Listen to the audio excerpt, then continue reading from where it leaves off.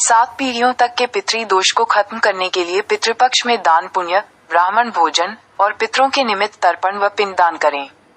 People के पेड़ पर जल चढ़ाएं, दक्षिण दिशा में दीपक जलाएं और कौवे व कुत्तों को भोजन दें।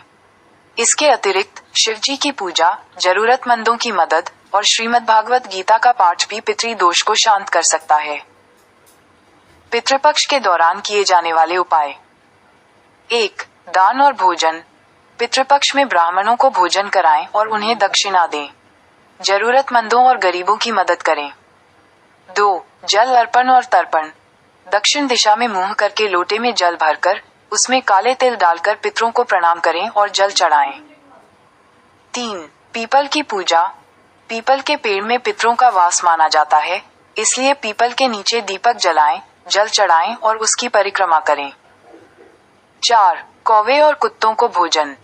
पहली रोटी गाय को और आखिरी रोटी कुत्ते को खिलाएं। इसके अलावा कौवों को चावल की खीर खिलाने से पितर प्रसन्न होते हैं। 5. घर में दीपक जलाना। शाम के समय घर की दक्षिण दिशा में सरसों के तेल का दीपक जलाकर रखें। दीपक में काले तिल डालें, इससे पितरों को शांति मिलती है। और 6. शिव पूजा।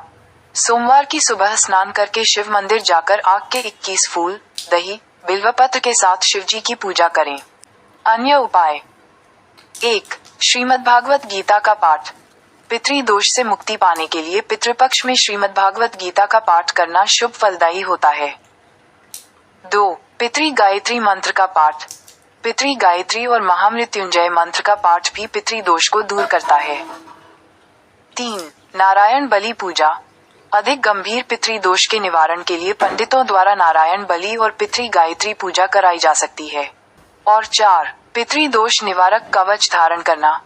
कुछ लोग पितृदोष निवारक कवच धारण करने की सलाह देते हैं। हाँ, पितृपक्ष में भगवान विष्णु की मूर्ति घर ला सकते हैं, क्योंकि भगवान विष्णु की पूजा करना पितरों को मोक्ष दिलाने में सहायक होता है और उनकी कृपा प्राप्त करने का एक तरीका भी है।